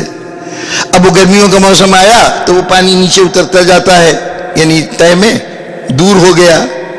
پھر یہ بھی کیفیت ہو جاتی تھی کہ زیادہ پانی نکالا گیا تو کیچڑ آنے لگا. پانی کو چاہیے کہ وقت ملے، وہ اوز کر کے کچھ آئے تو پھر اس کے بعد وہ پینے کے قابل ہو. جس دن زیادہ پانی نکال لیا گیا کنواں خالی ہو گیا. بہت کم کنویں تھے کہ جس میں سے پانی نکالتے رہیے پھر بھی اس کا پانی باقی رہے. ہمارے ہاں ایک ذریعہ پانی کا نہریں ہیں جو دریاؤں سے نکالی گئی ہیں. وہ سردیاں آتی ہیں تو صاحب وہ نہریں خشک ہو جاتی ہیں، پانی روک لیا جاتا ہے، دریاؤں کا پانی بھی کم ہو جاتا ہے. نتیجہ یہ کہ بجلی پیدا کرنے کا مسئلہ کھڑا ہو جاتا ہے کہ جو چونکہ ہمارے یہاں ہائیڈرو الیکٹرک ہے، تمام تر بجلی سے پانی سے پیدا ہوتی ہے، تو پانی کی قلت کی وجہ سے بجلی کی پیداوار کم ہو جاتی ہے اور ہم ایک شدید بحران کے شکار رہتے ہیں. تو دریا خشک ہو جاتے ہیں، کنویں خشک ہو جاتے ہیں. لیکن ہماری مملکت کے ساتھ ساتھ بحر ہند بھی ہے اور بحر عرب بھی ہے، موجیں مارتا ہوا یہ سمندر ہے. نہ معلوم کتنا پانی روزانہ سورج کی شعاعیں اپنی حرارت سے ابھارتی ہیں، بھاپ بنا کر تمام میدانوں میں بارشیں، برف باریاں اسی پانی سے ہو رہی ہیں. لیکن سمندر کی سطح کانسٹنٹ رہتی ہے. چنانچہ اب بھی دنیا میں کسی جگہ کی ہائٹ معلوم کرنا ہو، اونچائی معلوم کرنا ہو تو کانسٹنٹ ہائٹ سطح سمندر کی ہے. کہتے ہیں سطح سمندر سے اتنا اونچا ہے. اتنا پانی روز فضا میں جا رہا ہے، پرواز کر رہا ہے، لیکن یہ سمندر جس جگہ بہ رہا تھا اسی سطح پہ بہ رہا ہے. بس ایسا لگتا ہے کہ جس کے فضائل کنویں تھے، نہر تھے، دریا تھے، وہ تو ختم ہو سکتے تھے. جس کے فضائل ہی بے قرار ہو، سمندر ہو.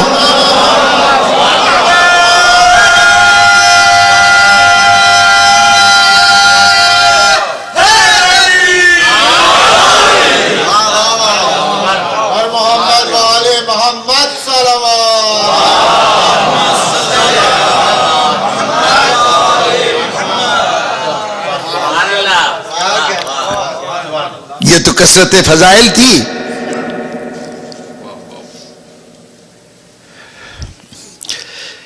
آپ جس علی کو جانتے ہیں،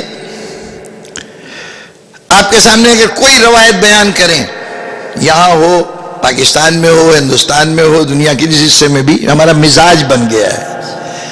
کوئی نئی بات سنی جناب امیر کے فضیلت میں تو فوراً کہتے ہیں یہ بھائیوں کی کتاب میں ہے، یعنی بخاری شریف میں ہے، مسلم شریف میں ہے. اگر وہاں نہیں ہے تو آپ نے کہا نہیں، پھر کوئی ہماری دلچسپی نہیں. کیوں؟ اس لیے کہ وہ ذوق مناظرہ اتنا زیادہ ہے، ہر وقت دوسروں کے سامنے ثبوت پیش کرنا ہوتا ہے. تو ان کی کتاب میں ہے تو پیش کریں گے.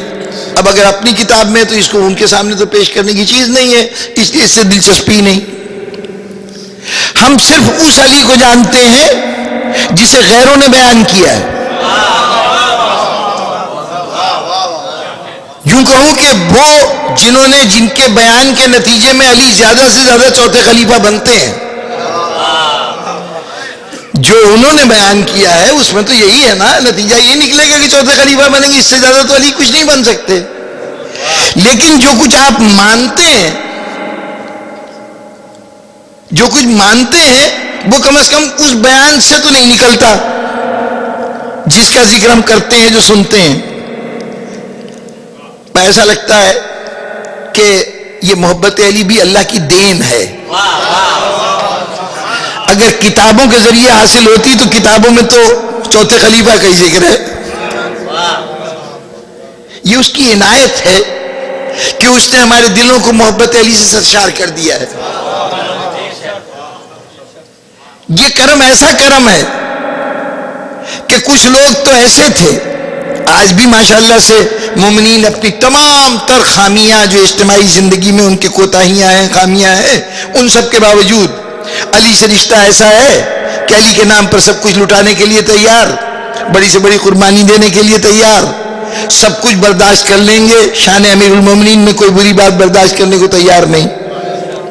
یہ آج کے ہم کمزور ایمان والے مسلمانوں کا حال ہے، محبان علی کا حال ہے.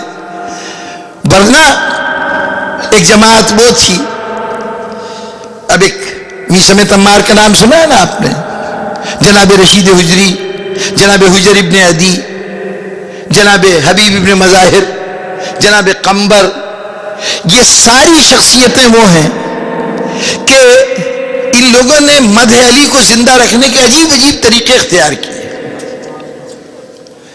میثم تمار سے جناب امیر نے کہا تھا کہ تمہیں ایک درخت کے اوپر پھانسی دی جائے گی، اور اس جرم میں وہ درخت بھی بتایا تھا، کناسا ایک محلے کا نام تھا، کہا کہ اس کے اندر وہ درخت ہے، وہ درخت دکھایا تھا، اس درخت پہ تمہیں کیلوں سے اس پہ ٹانک دیا جائے گا. اب یہ جناب اب یہ کس جرم میں ٹانکا جائے گا، کیوں یہ سزا دی جائے گی؟ تم میرے فضائل بیان کرو گے، دنیا برداشت نہیں کر سکے گی. چنانچہ زیاد ابن زیاد کا باپ زیاد، اس نے ان کو گرفتار کروایا کہ یہ علی کے فضائل بیان کرتے ہیں. حکم دیا، ذرا ذوق ملاحظہ ہو کہ جب جناب امین نے وہ درخت دکھایا تو اب روز جا کے اس درخت کو پانی دیتے ہیں کہ یہاں مجھے فضائل علی بیان کرنے کی سزا ملے گی، کیا کہنے اس درخت کے، یہ اس قابل ہے کہ اس کو زندہ رکھا جائے. جناب امین نے کہا تھا کہ تمہارے ہاتھ پیر کاٹے جائیں گے، تمہاری زبان کاٹی جائے گی. جب پیش ہوئے حاکم کے سامنے تو اس نے کہا کہ تم بھی جھوٹے ہو، اور تمہارا جو امام ہے نعوذ باللہ اس کے لیے بھی کہا کہ وہ بھی کذاب ہے، جھوٹا ہے. انہوں نے کہا میرا امام سچا ہے، اس نے مجھے پہلے سے بتا دیا تھا کہ مجھے کس کے ہاتھ سے مارا جانا ہے، تو میرا قاتل ہے، اور سن تو میرے ہاتھ کاٹے گا، پیر کاٹے گا، اللہ رے امام کے قول پہ اعتماد. یعنی یہ باتیں اس سے کہہ رہا ہے کہ جو ابھی اپنے فیصلہ ابھی اس نے صادر نہیں کیا ہے، فیصلہ بدل بھی تو سکتا ہے نا.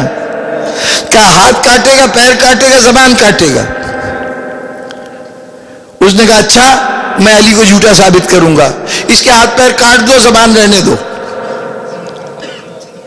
یعنی یہ نہیں سوچ رہا کہ بھئی کوئی اور طریقہ اختیار کر لے، لیکن اگر اور طریقہ اختیار کر لیتا تو پھر علی کی بات تو نہ ہوتی نا. ہاتھ پیر کاٹ دیے گئے، صلیب پہ لٹکا دیے گئے، وہاں پہ کیلوں سے ٹھونک دیے گئے. اب ایک شخص کے نہ ہاتھ ہے نہ پیر ہیں، اور وہاں پر وہ آواز دینے لوگوں آؤ تمہیں آؤ بتاؤں میں کہ رسول نے علی کا تعارف کیسے کیسے کرایا ہے. ابن حریث اس کا ایک خالزاد بھائی تھا، وہ گیا جا کے اس نے دربار میں جا کے کہا کہ حضور یہ کس مصیبت کو آپ نے گلے لگا لیا. وہ زندہ قمبر اتنا زندہ میثم تمار اتنا خطرناک نہیں تھا جتنا یہ کہ ہاتھ پیر کٹے ہوئے ہیں، خون مسلسل بہ رہا ہے، اور یہ شخص ہے کہ ان سب چیزوں سے بے نیاز فضائل علی بیان کر رہا ہے. پھر کیا کیا جائے، مرا تو نہیں ہے، اچھا جاؤ اس کی زبان کاٹ دو. اب جب جلاد آیا اور اس نے کہا کہ زبان باہر نکالو، میں زبان کاٹنے کے لیے آیا ہوں، تو اس نے کہا کہ اب کم سے کم جا کے اپنے اس سے کہہ دینا کہ اب فیصلہ کر لے کہ جھوٹا کون ہے. اور یہ کہہ کے پھر زبان آگے کر دی اور شہید ہو گئے. تو ایسے ایسے لوگ تھے جنہوں نے ذکر علی کو باقی رکھا ہے. فضائل کا سمندر اور قربانیوں کے چراغ جلا جلا کر اس سمندر کی طرف دنیا کو متوجہ کیا گیا. آج جو اپنی شخصیت کو بناتے رہے، تاریخ ان کے کردار کو محفوظ نہ کر سکی، اور علی جس کو بگاڑنے کی کوشش کی جاتی رہی، آفتاب بن کر فضیلتوں کے آسمان پہ جگمگا رہا ہے.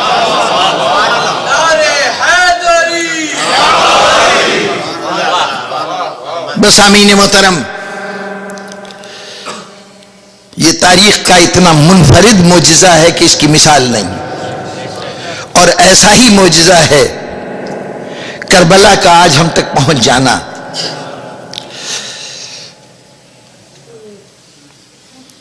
بہت سی باتیں کرنا چاہتا تھا لیکن وقت نہیں ہے. بہت سی باتیں، ایک خطیب آتا ہے، ایک ذاکر آتا ہے، وہ کچھ باتیں بیان کرتا ہے. دوسرا خطیب آتا ہے تو وہ واقعات کو کسی اور انداز سے بیان کرتا ہے. ہمارے ذہن الجھنے لگتے ہیں کہ جناب یہ صحیح ہے یا وہ صحیح ہے. اتنی سی بات یاد رکھیے کہ کربلا کے واقعات کا ہم تک پہنچ جانا معجزہ ہے. ایک واقعہ آبادی سے دور ایک ویرانے میں ہوا، دشمنوں کا مجمع، اس کے اندر واقعہ ہوا. گھر کے جو افراد اس وقت موجود تھے ان پر اتنی پابندیاں تھیں واقعہ کربلا کے بعد کہ امام زین العابدین السلام کے پاس ایک شخص آیا کہ مولا ہمارے گھر میں شادی ہے، ہم چاہتے ہیں آپ تشریف لے چلیں گے تو ہماری عزت افزائی ہو جائے گی، آپ کا آنا ہمارے لیے رحمتوں برکتوں کا باعث ہوگا. مولا نے کہا کہ تمہیں نہیں معلوم کربلا کے بعد ہم شادی میں شرکت نہیں کرتے. اب ذرا غور کیجئے کہ قربت اتنی ہے مولا سے کہ وہ آ کے فرمائش کر رہا ہے. زمانے کی مخالفتوں کی پرواہ نہ کرتے ہوئے حکومت کی ماتوب جماعت ہے، حکومت کے ظلم و ستم کا نشانہ بننے والی جماعت ہے. عام حالت میں لوگ ساتھ چھوڑ دیتے ہیں لیکن اس کو اتنا اس تعلق کے اوپر اپنے بھروسہ ہے کہ وہ امام کو چاہتا ہے امام میرے گھر ضرور آئیں، چاہے کوئی ناراض ہوتا ہو یا خوش ہوتا ہو. اتنا تعلق ہے اور امام کو بتانا پڑ رہا ہے کہ ہمارا طریقہ یہ ہے کہ ہم شادیوں میں نہیں جاتے. یعنی قریب ہو کر بھی وہ امام کے طرز عمل سے واقف نہیں ہے. سوچئے کتنی پابندیوں میں یہ اہل بیت زندگی گزار رہے ہیں. تو کیا خیال ہے کہ وقت کے شہنشاہ کے جرائم کے یوں منظر عام پہ بیان کرنا آسان ہوگا؟ نہیں، حسین نے بھی بڑا اہتمام کیا تھا اپنے ذکر کو باقی رکھنے کے لیے. یہ جو اتنے دن تک فوجوں پہ فوجیں آتی رہیں اور حسین اپنی چھوٹی سی جماعت لیے ہوئے بیٹھے رہے، امام نے جنگ کو ملتوی کیا حتیٰ کہ کم از کم 30,000 کا مجمع جمع ہو گیا. مولائی 30,000 کا لشکر ہے، اگر آپ پہلے دن لڑ لیتے تو ہر کا 1,000 کا لشکر وہ بھی بہت بڑا تھا، آپ کے ساری جماعت سے کم از کم 10 گنا زیادہ تھا. تو اس وقت لڑ لیتے. اب تو یہ کوئی گناہ رہا ہی نہیں، اب تو اتنی بڑی تعداد ہے کہ یوں کہیے کہ صفر کے مقابلے میں سب کچھ ہے.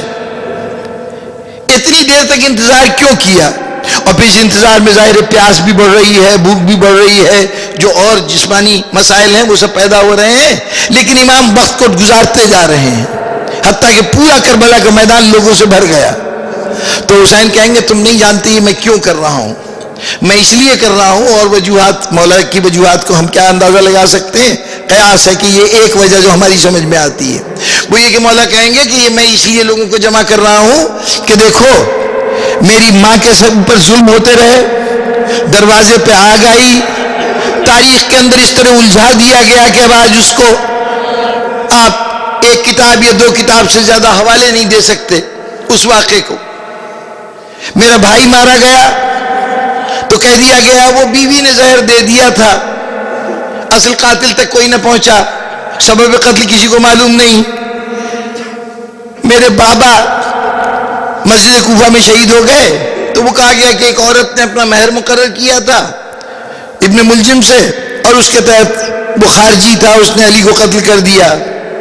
اب وہ جشن کہاں منایا گیا، خوشی کا اظہار کس نے کیا، ان سب باتوں کو تو تاریخ مورخ نے نظر انداز کر دیا اور پورا قتل کا سبب بھی اور قتل کے واقعات بھی وہ سب تاریخ کے دھندلے میں غائب ہو گئے. حسین نے کہا کہ میرے ماں کے اوپر ہونے والے ظلم چھپا لیے گئے، میرے بھائی پہ ہونے والے ظلم چھپا لیے گئے، میرے بابا پہ ہونے والے ظلم چھپا لیے گئے. اب میں ایسا اہتمام کرنے جا رہا ہوں کہ اب نہ تو میرا قاتل چھپنے پائے نہ سبب قتل چھپنے پائے. مولا وہ کیسے؟ کہا یہ 30,000 میں سے 1,000-2,000 آدمی مارے جائیں گے لڑکے لڑائی کے دوران، باقی تو بچ جائیں گے نا. یہ واپس جائیں گے شہر کوفہ میں یا جہاں جہاں سے آئے وہاں جائیں گے. لوگ پوچھیں گے کہ ہاں بھائی کہاں گئے تھے؟ وہ لڑائی تھی. کس سے لڑائی تھی؟ وہ حسین سے لڑائی تھی. کون سے حسین؟ وہ جو رسول کے نواسے ہیں ان سے لڑنے. کیا کیا بات تھی؟ ان سے کون سی لڑائی کی بات تھی؟ ارے وہ یزید نے بیعت مانگی تھی، حسین نے بیعت دینے سے انکار کر دیا تھا، اس لیے یزید نے فوجیں بھیجی تھی، میں بھی اس فوج میں گیا تھا۔ اب بتائیے، نہ سبب قتل چھپا نہ قاتل چھپا، جہاں جہاں بھی کربلا کا کوئی سپاہی جا کے بیٹھا، واقعہ کربلا کا باب کھول لیا۔ اور یہ تو عوامی بیانات تو اپنی جگہ پہ تھے، کم از کم 2 آفیشل اسٹیٹمنٹس ہیں، 2 مرتبہ باقاعدہ سرکاری طور پہ بیان دیا گیا۔ ایک جب یزید اور ابن زیاد کے سامنے پیش ہوئے تو وہاں کارنامے کے طور پہ بتایا کہ جی ہم نے امام حسین کو یوں مارا ہے، اپنے کیے ہوئے کام کو بڑھا کے بیان کیا۔ پھر بعد میں مختار سقفی نے جب ان کو گرفتار کر کے بلایا تو اب وہاں کوشش کر رہے ہیں کہ ہمارا تو قصور نہیں تھا، ہم نے تو کچھ نہیں کیا۔ اب بیان کر رہے ہیں تو گھٹا کے بیان کر رہے ہیں، پہلے بڑھا کر کے بیان کیا تھا۔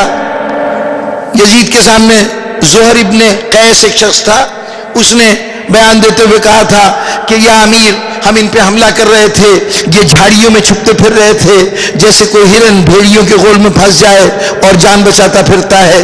اب اپنے آپ کو بڑھا کے گلیمرائز کر کے زیادہ سے زیادہ مبالغہ کر کے اپنے آپ کو پیش کر رہے ہیں۔ انعام لینا ہے نا تو کارنامے کے طور پر پیش کر رہے ہیں۔ اور مختار کے سامنے جو بھی پیش ہوا یہ کہتا تھا میں نے تو کچھ نہیں کیا، میں تو بس وہاں موجود تھا۔ زیادہ تر اپنے ظلم کو بیان کرنے سے اجتناب کیا۔ ایک دفعہ بڑھا کے بیان کیا، دوسری دفعہ گھٹا کے بیان کیا، لیکن سچائی انہی دونوں کے درمیان تھی۔ اب 1400 سال سے آپ کا خطیب، آپ کا مورخ، آپ کا جو واقعہ کربلا کو لکھنے والا شخص ہے وہ یہی کام کر رہا ہے کہ اس ڈھیر میں سے کھڑے کھڑے موتی چن رہا ہے۔ ان موتی میں کبھی نظر انتخاب کسی کی ایک موتی پہ پڑ جاتی ہے، دوسرا اس سے اوجھل ہو جاتا ہے، کسی دوسرے کے دوسرے موتی پہ نظر پڑ جاتی ہے۔ تو ان تاریخی واقعات پر اس وقت تک کوئی جھگڑا کرنے یا ذہن کو خراب کرنے کی ضرورت نہیں ہے جب تک کوئی واقعہ منصب و مقصد امام حسین کے خلاف نہ ہو۔ اگر کوئی روایت ایسی ملتی ہے کہ جو مقام امام حسین اسلام کی نفی کرتی ہو یا منصب امام حسین کی نفی کرتی ہو تو وہاں تو آپ کو یقیناً حق پہنچتا ہے کہ آپ کہیں کہ صاحب یہ واقعہ میں نہیں مان سکتا، یہ تم نے کیسے بیان کیا۔ باقی یہ کہ حضرت قاسم کی شادی ہوئی تھی یا نہیں ہوئی تھی، حضرت علی اکبر پہلے شہید ہیں یا بعد کے شہید ہیں، حضرت علی اکبر کی عمر 18 سال تھی یا 24 سال تھی یا 27 سال تھی، اس قسم کی جتنی بھی بحثیں ہیں ان کا تعلق مقصد حسین سے نہیں ہے۔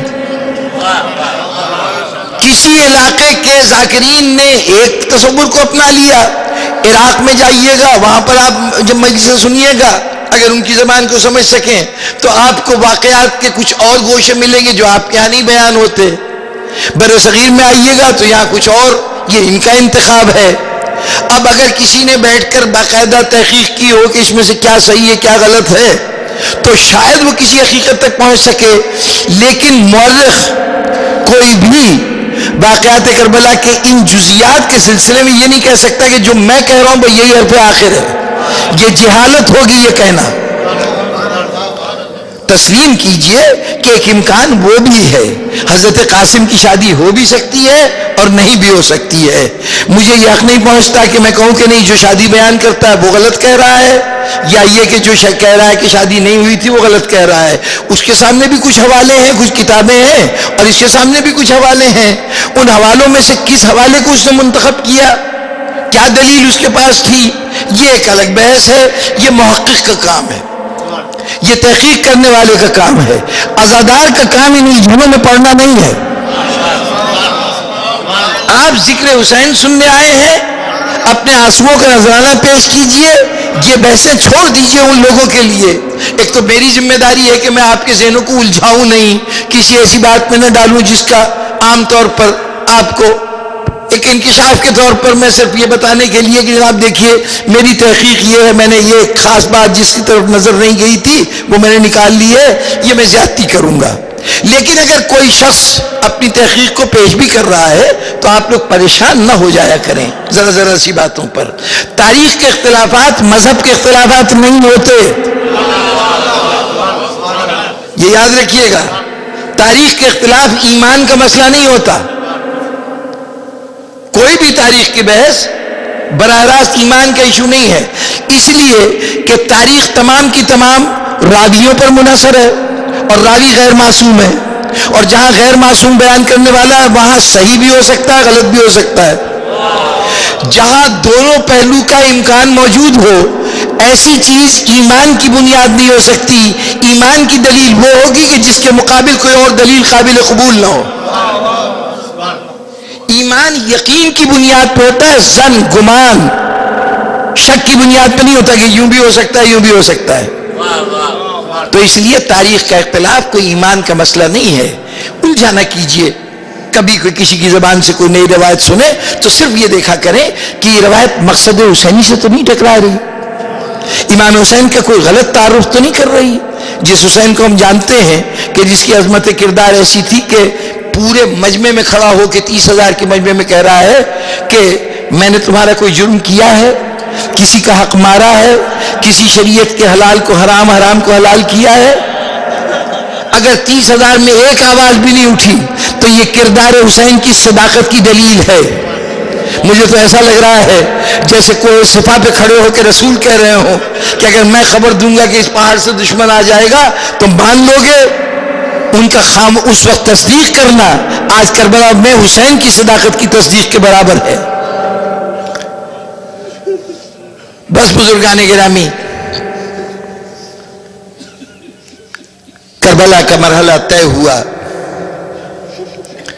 اور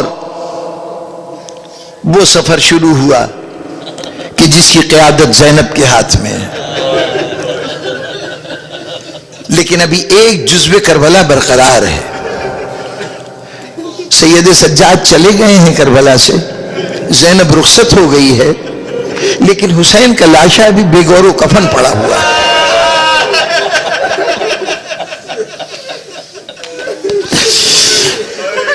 پھر مٹانے والوں نے سوچا ہے کہ لاشیں میں چھوڑ کے چلے جائیں گے، جنگل کے جانور اپنی غذا بنا لیں گے، نہ کہیں مزار ہوگا نہ کہیں نام باقی رہے گا۔ لیکن جب سید سجاد نے کیفیت دیکھی تھی نا کہ بابا کی لاش پڑی ہوئی ہے اور ان کے ہاتھ بندھے ہوئے تھے، تو تاریخیں کہتی ہیں کہ آپ کے چہرے کا رنگ بالکل زرد ہو گیا اور قریب تھا کہ روح قفس انصری سے پرواز کر جائے۔ تو زینب کی نگاہیں سید سجاد کے اوپر تھی، بدلتی ہوئی کیفیت دیکھی، خود کو اونٹ پر سے گرا دیا۔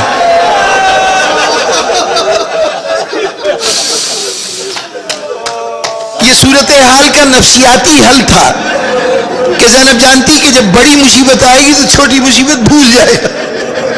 زینب کو اونٹ سے گرنا اتنی بڑی مصیبت تھی کہ سید سجاد اس منظر کو بھول گئے، مڑے پھوپھی اماں یہ کیا ہوا، یہ کیا ہوا؟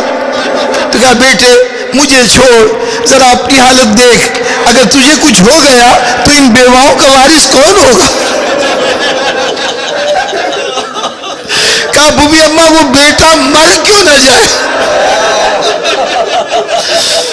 امام فرماتے ہیں کہ وہ بیٹا مر کیوں نہ جائے جس کے باپ کا جنازہ یوں پڑا ہو اور وہ اسے دفن نہ کر سکے۔ تو اس دن جناب زینب نے وہی کیسے انداز میں براہ راست علم لدنی کا مظاہرہ کرتے ہوئے اس وقت کہا تھا بیٹا گھبراؤ نہیں، میں دیکھ رہی ہوں کہ یہاں میرے بھائی کا مزار بنے گا، زائرین کا ہجوم ہوگا، رات دن لوگ یہاں پہ حاضر ہونا سعادت سمجھیں گے۔ قافلہ چلا گیا۔ تیسرے دن ایک شخص، یہ القمہ کی نہر جس کے اوپر واقعہ ہوا تھا، اس کے دوسری طرف سے آیا، نہر کو پار کر کے اس کو جانا تھا غازریہ کی ایک بستی تھی جہاں بنو اسد کی ایک شاخ تھی، بنو عامر کہلاتے ہیں۔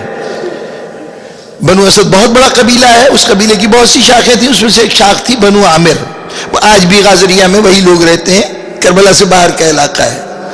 انہی لوگوں کی زمین تھی یہ کربلا۔ برطور وہ جا رہا تھا غازریہ میں بنو عامر کے لوگوں کے پاس، راستے میں جب یہاں سے گزرا تو دیکھا کہ تقریباً 100 کے قریب لاشیں بکھری ہوئی ہیں، کسی کی گردن پہ سر نہیں ہے، اچھا، لاشوں کی موجودگی میں سب سے پہلے تو ایک ہیبت، ایک خاص قسم کی بو خون کی وہ موجود ہوتی ہے. یہاں جب قدم رکھا تو ہر طرف خوشبو ہی خوشبو ہے.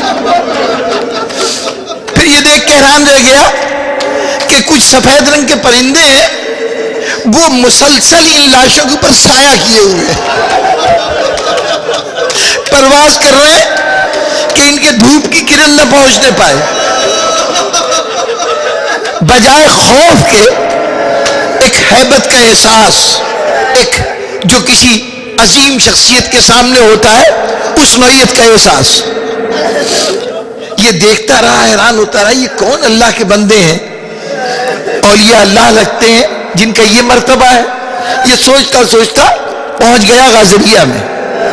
جا کے مخاطب ہوا، لوگوں باقی تو باتیں ہوتی رہیں گی، یہ بتاؤ یہ یہاں کس کی لاشیں پڑی ہوئی ہیں، یہ کون لوگ ہیں؟ انہیں یاد آیا کہ 10-12 دن پہلے جب حسین آئے تھے تو ہم سے زمین خریدی تھی اور خاص طور پہ فرمائش کی تھی کہ مردوں سے کہ تم سے ہم کچھ نہیں چاہتے، یہ زمین کی قیمت جو تم دے رہے ہو، یہ زمین بھی ہم تمہیں قیمت دے کے ہم زمین بھی تمہیں دے رہے ہیں، لیکن ایک کام کرنا، اگر کبھی سنو کہ ہماری لاشیں یہاں پڑی ہیں نا تو آ کے دفن کر دینا. اور ہمارے بچوں سے کہا تھا کہ اگر بزرگ نہ آئے نا تو تم کھیلتے کھیلتے آنا، مٹھی بھر کے ڈال دینا. بس یہ خیال آیا کہ ایسا تو نہیں فرزند رسول مارا گیا. اب چھوٹی سی آبادی تھی، 15-20 جوان گئے ہوں گے، انہوں نے بیلچے اٹھائے، یہاں پہنچے تو اب لاشیں ان کی تعداد سے زیادہ تھی، کم از کم 120-21 کے قریب لاشیں میدان میں پڑی ہوئی ہیں. ان لاشوں کو دفن کرنا تھا. اب سوچ رہے ہیں کہ ان سب کے لیے الگ الگ قبر تو ہم نہیں کھود سکتے، اتنی طاقت ہم میں نہیں ہے. پھر کیا کیا جائے؟ ایک قبر مولا حسین کی تو ضرور ہونی چاہیے. پھر مولا حسین کی پائنتی، ان کا وہ لاڈلا بیٹا کہ جو علی اکبر تھا، اسے ان کی پائنتی دفن کر دیں گے. حضرت عباس کی قبر وہاں بنے گی جہاں وہ شہید ہوئے ہیں. پھر خیال آیا کہ ہماری عزت خاک میں مل جاتی اور قیامت کے دن ہم رسول کو منہ نہ دکھا سکتے اگر ہمارے قبیلے کا ایک فرد حبیب ابن مظاہر نہ ہوتا. اس نے کم از کم ہمیں سرخرو کر دیا، رسول کو منہ دکھانے کے قابل ہو گئے، تو حبیب ابن مظاہر کی قبر بھی الگ بن جائے.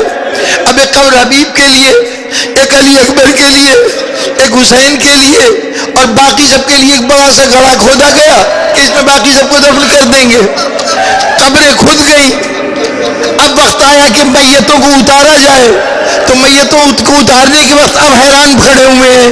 حیرت کس بات کی ہے؟ اب اس میں یہ پہچان نہیں ہو رہی کہ کون سی لاش کس کی ہے. اس لیے کہ پہچان کی 2 صورتیں تھیں، یا تو لباس سے پہچانتے یا چہرے سے پہچانتے. لباس لوٹے جا چکے ہیں، گردنیں کاٹ کے اشقیاء لے گئے. اتنے میں دیکھا کہ کوفے کی طرف سے ایک شخصیت چلی آ رہی، ٹھہر جاؤ، اب ہدایت کی ضرورت ہے نا، تمہیں زمانے کا امام ہدایت دے گا. ہاتھوں میں ہتھکڑیاں ہیں، پیروں میں بیڑیاں ہیں. سید سجاد آئے، آ کے بتانے لگے یہ میرے بابا کی لاش ہے، یہ چچا حبیب کی لاش ہے، یہ میرے بھائی علی اکبر کی لاش ہے، یہ عباس کی لاش ہے. ایک ایک کی شناخت کروا کے قبر میں اتار دیا گیا. قبریں بند ہونے لگی. ابھی امام حسین کی قبر بند نہیں ہوئی تھی.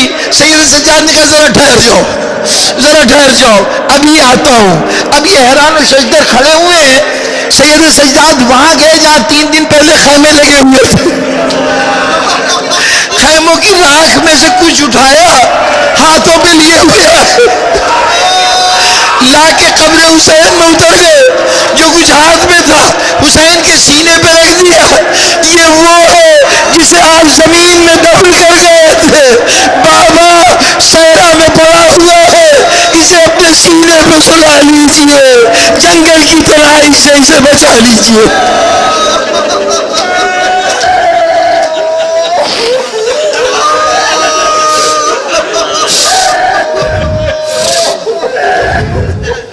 سے سيعلم الذين ظلموا أي منقلب ينقلبون.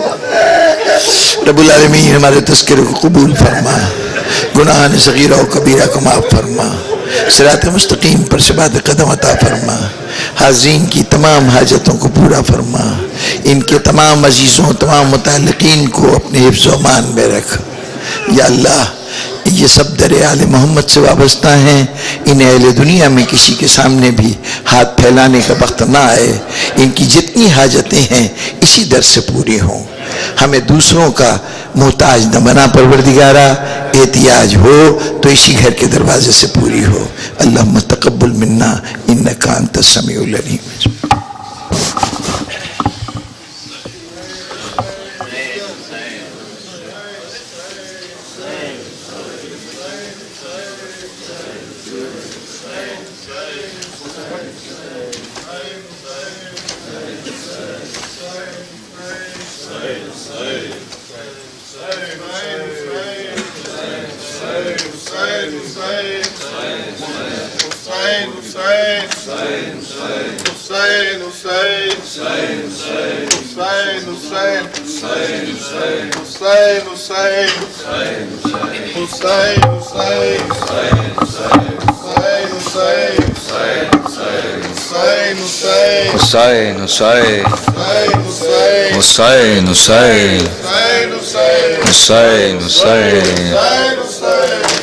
کربلا سے شام جا رہا ہے قافلہ، الوداع حسین یا حسین الوداع. کربلا سے شام جا رہا ہے قافلہ، الوداع حسین یا حسین الوداع، الوداع حسین یا حسین الوداع، الوداع حسین یا حسین الوداع، الوداع حسین یا حسین. راہ شام میں ردا جو سر سے چھینی جائے گی، تم بتاؤ یہ بہن وہاں کسے بلائے گی، تم بتاؤ یہ بہن وہاں کسے بلائے گی. کیسے طے کروں گی میں ستم کا راستہ، الوداع حسین یا حسین الوداع، الوداع حسین یا حسین الوداع، الوداع حسین یا حسین الوداع. ارے تیرے بعد دیکھ مجھ پہ وقت کیسا آ گیا، تو ہے بے کفن تیری بہن ہے آج بے ردا، تو ہے بے کفن تیری بہن ہے آج بے ردا.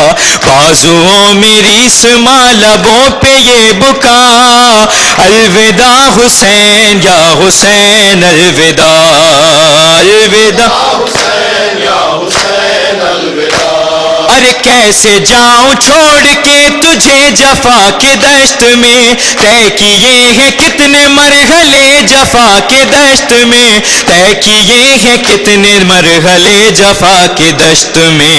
ہو رہی ہوں آج تیری لاش سے جدا، الوداع حسین یا حسین الوداع، الوداع حسین یا حسین الوداع، الوداع حسین یا حسین الوداع.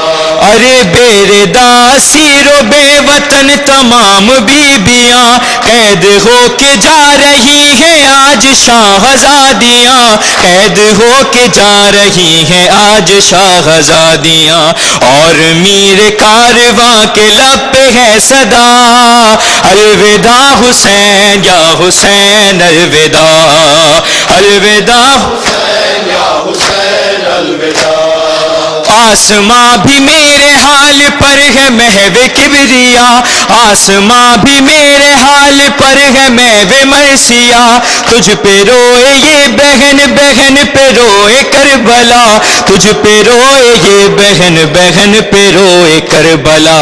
اس سے پہلے کربلا نے کب سنی صدا، الوداع حسین یا حسین الوداع الوداع حسین الوداع کربلا سے شام جا رہا ہے قافلہ الوداع حسین یا حسین الوداع الوداع حسین یا حسین الوداع کیا سبیہ بے حضی لکھے گا مظہر آبدی زینب حضی کے لب پہ تھی یہ بات آخری زینب حضی کے لب پہ تھی یہ بات آخری فتح کرنے جا رہی ہوں اپنا مارکا الوداع یا حسین الوداع الوداع حسین یا الوداع کربلا سے شام جا رہا ہے قافلہ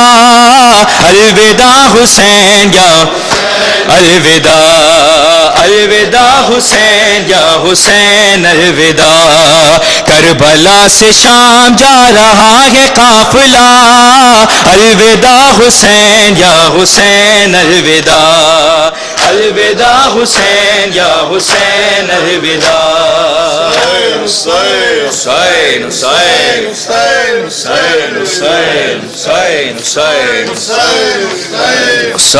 حسین حسین حسین حسین حسین تعمیل حکم میں ایک کلام کے چند اشعار پیش کر رہا ہوں.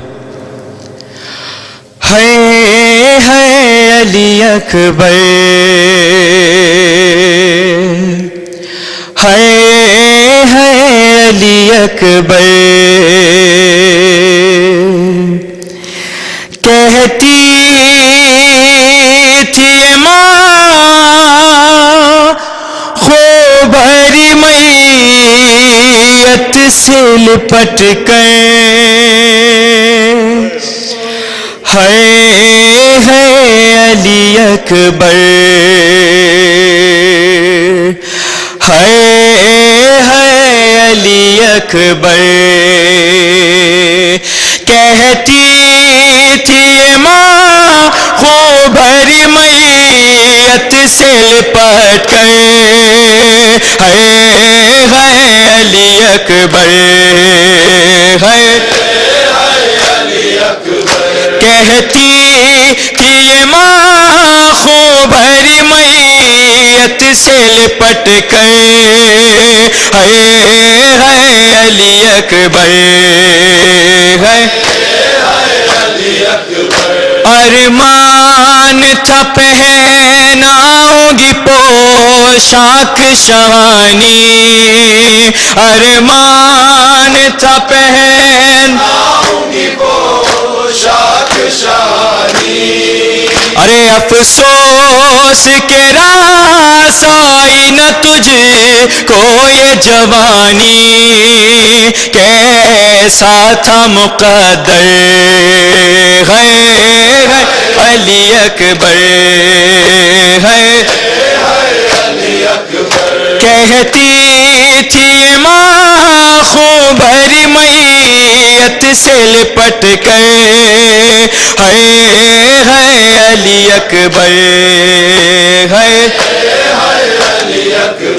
اتنا تو ذرا ٹھہرو تمہیں دولہا بنا لو اتنا تو ذرا ٹھہرو تمہیں دولہا بنا لو بس ایک جھلک چہرے کی صغرا کو دکھا دوں بے چین ہے خواہر ہے علی اکبر ہے علی اکبر کہتی تھی ماں خوبری میت سے لپٹ کر ہے علی اکبر ہے تم ہچکیاں لے کے جو دم توڑ رہے ہو تم ہچکیاں توڑ رہے ہو موما سے ہمیشہ کے لیے موڑ رہے ہو کیا ہو گیا گیا دلبر، ہے علی اکبر، ہے علی کہتی تھی ماں خوبر میت سے لپٹ کر، ہے علی اکبر، ہے تم ہچکیاں لے کے جو دم توڑ رہے ہو، تم ہچکیاں لے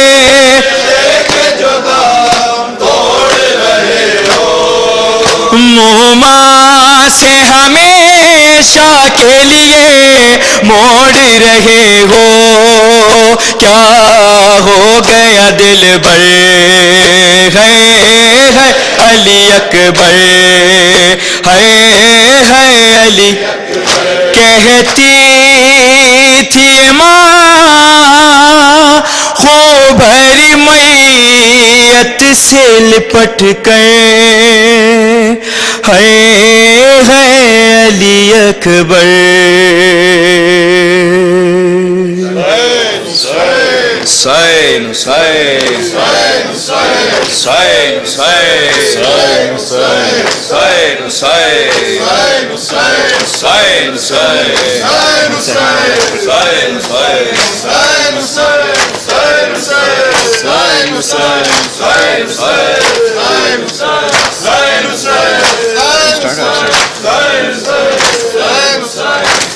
میرا سحر والا اکبر، میرا سحر والا اکبر، میرا سحر والا اکبر، میرا سحر والا اکبر، میرا سحر والا اکبر، اکبر میرا سحر والا اکبر، اکبر میرا سحر والا اکبر، اکبر میرا سحر والا اکبر، اکبر میرا سحر والا زخم دل کے دکھاؤں میں کیسے، زخم دل کے دکھاؤں میں کیسے، تیرا لاشا اٹھاؤں میں کیسے، اکبر میرا سحر والا اکبر، اکبر میرا سحر والا اکبر، اکبر میرا سحر والا اکبر، لاش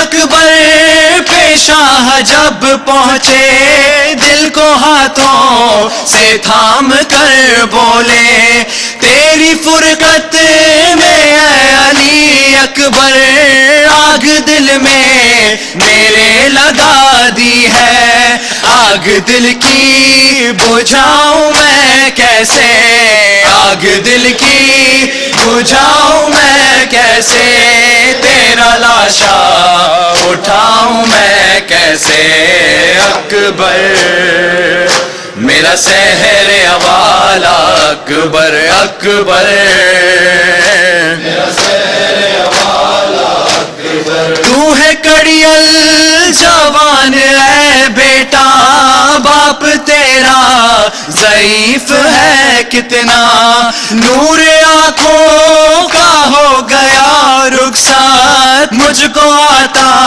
نہیں نظر خیمہ، لے کے خیموں میں جاؤں میں کیسے، لے کے خیموں میں جاؤں میں کیسے، تیرا لاشا اٹھاؤں میں کیسے، اکبر میرا سحر والا اکبر، اکبر میرا سحر والا اکبر، اکبر میرا سحر والا اکبر، جس نے 18 سال پالا تھا، کیسے کیسے دیکھے گی وہ تیرا لاشا تیری شادی کا تھا جسے ارماں کیسے جھیلے گی وہ تیرا صدمہ تیری ماں کو بتاؤں میں کیسے تیری ماں کو بتاؤں میں کیسے تیرا لاشا اٹھاؤں میں کیسے اکبر میرا سحر والا اکبر اکبر میرا سحر والا اکبر اکبر میرا سحر والا اکبر بھائی بہنوں کا ہے عجب رشتہ جس کا ثانی کہیں نہیں ملتا رو کے سغرا نے یہ لکھا اکبر ایک دکھیا کی لاج رکھ لینا مر گیا تو بتاؤں میں کیسے مر گیا تو بتاؤں میں کیسے تیرا لاشا اٹھاؤں میں کیسے اکبر میرا سحر والا اکبر اکبر میرا سحر والا اکبر اکبر میرا سحر والا اکبر